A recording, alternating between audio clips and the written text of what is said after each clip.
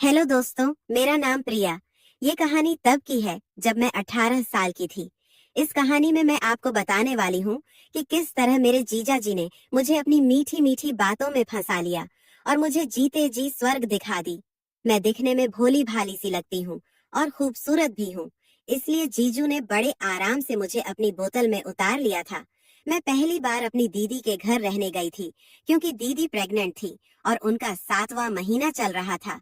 लेकिन मुझे क्या पता था कि जीजू इतना भी नहीं सोचेंगे कि मैं उनकी साली हूँ और बहुत छोटी हूँ। पर सच कहूँ तो मुझे भी बहुत मजा आया। मेरी दीदी और जीजा जी शहर के एक बिल्डिंग में रहते हैं और उनका बाकी का परिवार गांव में ही रहता है। जीजा जी को शहर में एक प्राइवेट कंपनी में नौकरी कर रहे थे, जिस वजह से उन्हें गांव छोड़ना पड़ गया था। मेरी दीदी की शादी को 3 साल हो चुके हैं और अब वह माँ बनने वाली थी। दीदी का अभी 7वां महीना चल रहा है, इसीलिए डॉक्टर ने उन्हें काम करने से मना किया है। दीदी के बेड रेस्ट की वजह से जीजा जी काफी परेशान रहते थे, क्योंकि घर का ज्यादातर काम उन्हें ही करना पड़ता था और साथ ही साथ नौकरी का काम भी करना रहता था। फिर एक दिन दीदी ने घर पर फोन किया और अपनी समस्या के बारे में सासू माँ को बताया। सासू माँ ने बोला, अरे बस इतनी सी बात के लिए क्यों परेशान हो रही हो? तुम कहो तो मैं प्रिया को तुम्हारे पास भेज देती हूँ। वह 1-2 महीने तुम्हारी देखभाल कर लेगी और घर का काम भी कर लिया करेगी। दीदी ने मम्मी की बात तुरंत मान ली, क्योंकि उन्होंने इसीलिए फोन किया था। पर मैं दीदी के घर जाने के लिए तैयार नहीं थी, क्योंकि मुझे पता था अगर मैं उनके यहाँ जाऊंगी तो जीजू मुझे नहीं छोड़ेंगे। वह मुझे फोन पर भी छेड़ते रहते थे और रोमांटिक बातें करते थे। शुरू में तो मैं सब मजाक में ले लेती थी, लेकिन अब जीजू अपनी हद पार करने लगे थे। जब मैंने आने से मना कर दिया तो फिर दीदी ने मुझे फोन करके समझाया और आखिरकार मुझे मानना ही पड़ा। दीदी ने मुझसे कहा, 1-2 दिन तुम्हारे जीजू तुम्हें लेने आएंगे तो तुम तैयार रहना। शाम को मेरे पास जीजू का फोन आया और उन्होंने खुश होते हुए पूछा, प्रिया, क्या तुम सच में हमारे घर आ रही हो? तो मैंने कहा, हाँ जीजू। सुबह दीदी ने मम्मी के पास फोन किया था और वह चाहती है कि मैं वहां जाऊं ताकि आप लोगों को थोड़ा आराम हो जाए। जीजू बोले, अरे ये तो बहुत खुशी की बात है, तुम तैयार रहना, मैं कल ही तुम्हें लेने आ रहा हूँ। कुछ सोचकर मैंने जीजू से कहा, आप कल मत आना, आप परसों आ जाना। मेरी बात सुनकर जीजू थोड़ा परेशान हो गए और बोले, अरे ऐसे क्यों बोल रही हो प्रिया, मैं तो आज ही तुम्हें लेने आ रहा था, लेकिन तुम्हारी दीदी ने मुझे रोक लिया। अब मैं कुछ नहीं सुनूंगा, बस कल तुम तैयार रहना। जीजू अपनी जिद पर अड़ गए थे, इसलिए मैं थोड़ा नरम हो गई। मैंने जीजू को समझाते हुए कहा, जीजू प्लीज मान जाइए ना, कल मेरे कॉलेज में बहुत बड़ा फंक्शन होने वाला है और मैं उसे मिस नहीं कर सकती। सिर्फ कल की ही तो बात है, हम परसों चलेंगे। जीजू मेरी बात मान गए और बोले, अच्छा ठीक है, मैंने तुम्हारी बात मान ली, लेकिन परसों तैयार रहना। मुझे परसों कोई नया बहाना नहीं चाहिए। फंक्शन के अगले दिन जीजू मुझे लेने आ गए। उनके आने से पहले ही मैं नहा धोकर तैयार हो चुकी थी और मैंने जीन्स और टॉप पहन ली थी। कुछ देर तक जीजू पापा के पास ही बैठे रहे और थोड़ी देर बातें करने के बाद वह घर के अंदर आ गए। अंदर आने के बाद वह मुझसे मिले और हमेशा की तरह मुझसे हाथ मिलाया। मम्मी जीजू की इन हरकतों पर ज्यादा ध्यान नहीं देती थी, क्योंकि उन्हें पता था कि जीजू अक्सर मुझसे मजाक करते रहते हैं। जीजू ने मुझे सिर से पांव तक देखा और बोले, प्रिया, तुम तो बहुत कमजोर हो गई हो, पर कोई बात नहीं, जब कुछ दिन मेरे साथ मेरे घर रहोगी तो तुम भी अपनी दीदी की तरह हो जाओगी। जीजू की ऐसी बातें सुनकर मैं हमेशा की तरह हंसने लग गई, क्योंकि मुझे पता था कि जीजू किस बारे में बात कर रहे हैं। फिर मैंने भी उन्हें डराने के लिए मम्मी को आवाज लगा दी। मैंने कहा, देखो मम्मी, जीजू मुझे किस तरह छेड़ रहे हैं। यह चाहते हैं कि मैं भी दीदी की तरह हो जाऊं, पर मम्मी ने मेरी किसी बात पर ध्यान नहीं दिया और हमेशा की तरह जीजू की तरफ दारी करने लगी।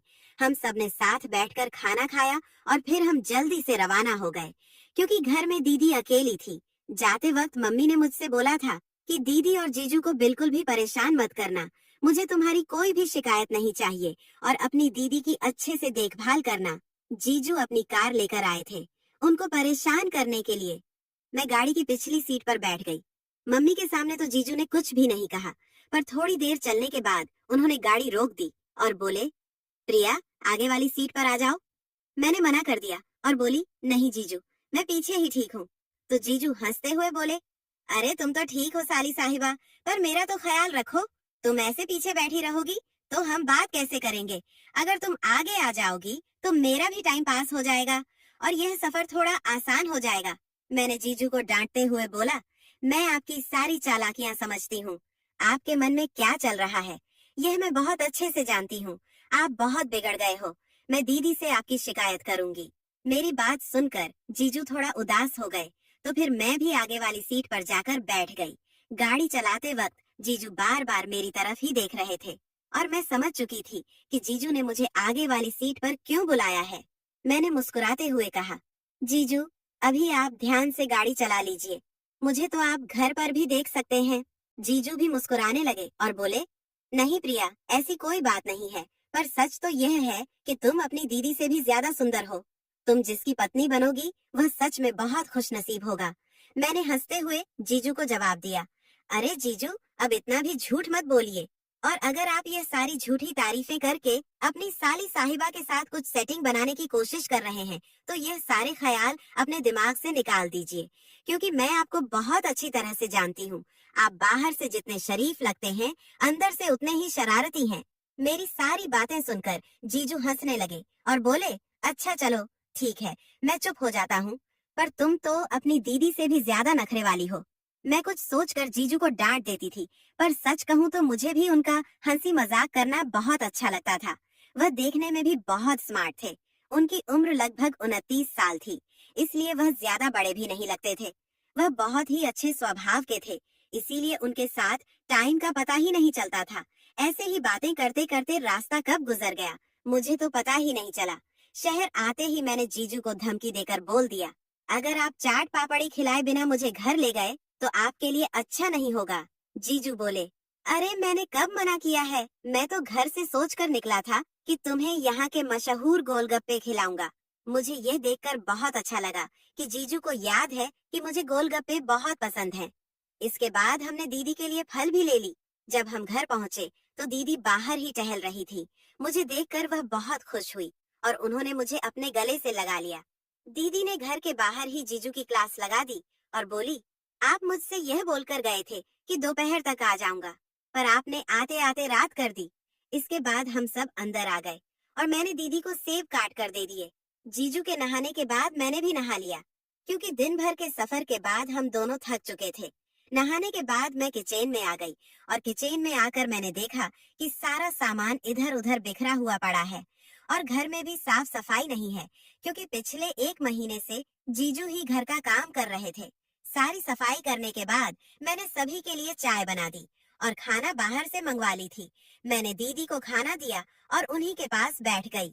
फिर दीदी ने मुझसे कहा कि अपने जीजू को भी खाना दे दो, अगर खाना ठंडा हो गया तो तुम्हें दोबारा गर्म करना पड़ेगा। मैं जीजू को बुलाने गई तो मैंने देखा कि जीजू किसी से बात कर रहे हैं। लगभग 10 मिनट बाद उन्होंने फोन रखा और मुझसे बोले, क्या हुआ प्रिया, क्या तुम्हारी दीदी को फिर से चक्कर आ रहे हैं?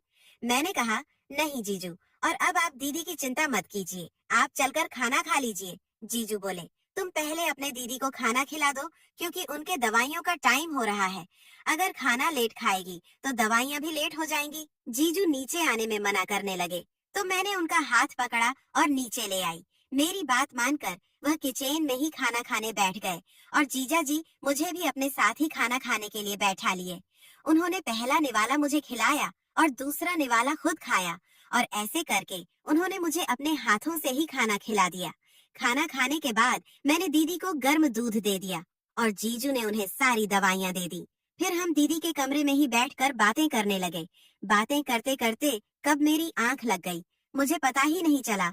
सुबह जब जीजू ने मुझे जगाया तो दीदी मेरे बगल में सो रही थी और जीजू हम दोनों के लिए चाय बनाकर ले आए थे। मैंने जीजू से कहा, अरे आप मुझे उठा देते, मेरी आंख सुबह जल्दी नहीं खुलती है, पर अगर कोई मुझे जगा देता है तो मैं तुरंत उठ जाती हूँ। चाय बनाने के बाद जीजू नहा धोकर ऑफिस जाने के लिए तैयार हो गए। दीदी ने मुझसे कहा कि तुम उनके लिए खाना पैक कर दो, वरना हमेशा की तरह इन्हें बाहर से ही खाना पड़ेगा। मैंने जल्दी से नहाकर जीजू के लिए खाना तैयार कर दिया। थोड़ी देर बाद जीजू किचन में आए और मुझसे बोले, प्रिया तुम अपनी दीदी का ख्याल रखना और टाइम से उसे सारी दवाइयाँ दे देना, क्योंकि आज मुझे वापस आने में थोड़ा लेट हो जाएगा। मैंने जीजू को छेड़ते हुए कहा, क्यों, आज आप किसी के साथ डेट पर जा रहे हैं? क्या? जीजू बोले, अरे नहीं प्रिया, ऐसी कोई बात नहीं है। आज रात हमारे मैनेजर का बर्थडे है और मैंने तुम्हारी दीदी से पार्टी में जाने की इजाजत भी ले ली है। इसके बाद जीजू ऑफिस चले गए और मैं घर के कामों में लग गई। जैसा कि जीजू बोल कर गए थे, वह सच में बहुत लेट हो गए थे। मैंने दीदी को खाना खिलाकर उनको सारी दवाइयाँ भी दे दी थी। इतनी सारी दवाइयाँ खाने की वजह से दीदी को जल्दी नींद आ जाती थी और वह गहरी नींद में सो जाती थी। दीदी के सो जाने के बाद मैं जीजू के आने का इंतजार करने लगी। काफी देर इंतजार करने के बाद मैं नहाने चली गई और टाइम पास के लिए दीदी की साड़ी पहनकर देखने लगी।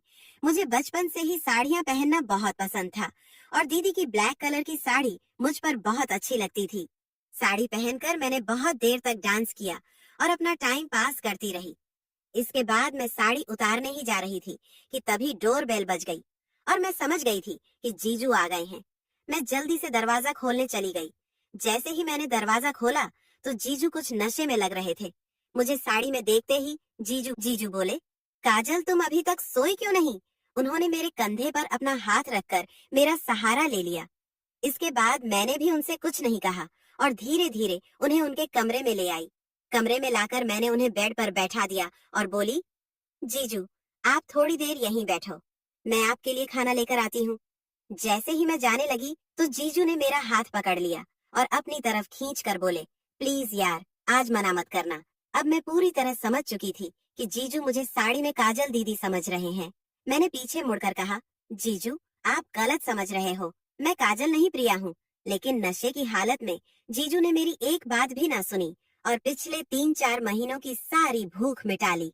सुबह हमेशा की तरह जीजू मुझसे पहले ही उठ गए थे।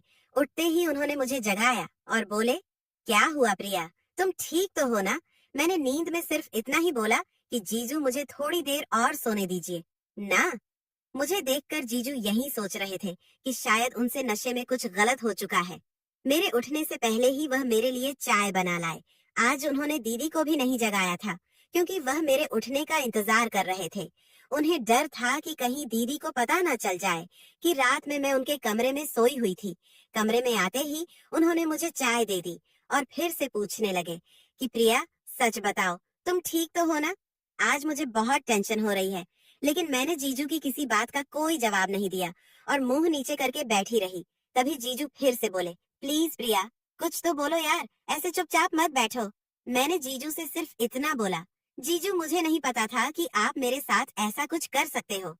और इतना कहते कहते मेरी आंखों से आंसू आ गए। मेरे मुंह से इतना सुनते ही जीजू समझ चुके थे कि नशे की हालत में उनसे बहुत बड़ी गलती हो गई है और इसके बाद जीजू मेरे पैरों में गिर गए और मुझसे माफी मांगने लगे। वह बोले, प्लीज प्रिया मुझे माफ कर दो, मैं उस समय होश में नहीं था और नशे की हालत में ना जाने मुझसे क्या क्या हो गया। तुम मुझे मार लो या फिर कड़ी से कड़ी सजा दे दो, पर इस बारे में अपनी दीदी को कुछ मत बताना, क्योंकि अगर उसे पता चल गया तो वह मुझे कभी माफ नहीं कर पाएगी। मैंने जीजू से कहा, आप परेशान मत हो और मैं इतनी पागल नहीं है कि यह सारी बातें दीदी को बता दूंगी। मैं कभी नहीं चाहूंगी कि आपके और दीदी के रिश्ते में कोई दरार आए। बस कल जो हुआ वह ठीक नहीं हुआ। जीजू बोले, तुम जल्दी से अपना बैग पैक कर लो, मैं तुम्हें वापस गांव छोड़ आता हूँ। कहीं ऐसा ना हो कि मेरी वजह से तुम्हारा भविष्य खराब हो जाए। मैंने जीजू से कहा, इसकी कोई जरूरत नहीं है, लेकिन आप मुझसे वादा कीजिए कि अब आप कभी भी शराब को हाथ नहीं लगाएंगे। जीजू बोले, प्रिया तुम्हारी कसम खाकर कहता हूँ, मैं आज के शराब की तरफ देखूंगा भी नहीं। इतने में दीदी ने आवाज लगाई, अगर तुम दोनों जीजा साली की बातें खत्म हो गई हो तो कोई मुझे चाय दे दो। दीदी की बात सुनकर हम दोनों हंसने लगे और बाहर आ गए। तो दोस्तों ऐसे ही और भी इंटरेस्टिंग कहानियां सुनने के लिए हमारे आलिया की वॉइस चैनल को अभी सब्सक्राइब करें और हाँ, वीडियो को लाइक करना मत भूले। धन्यवाद।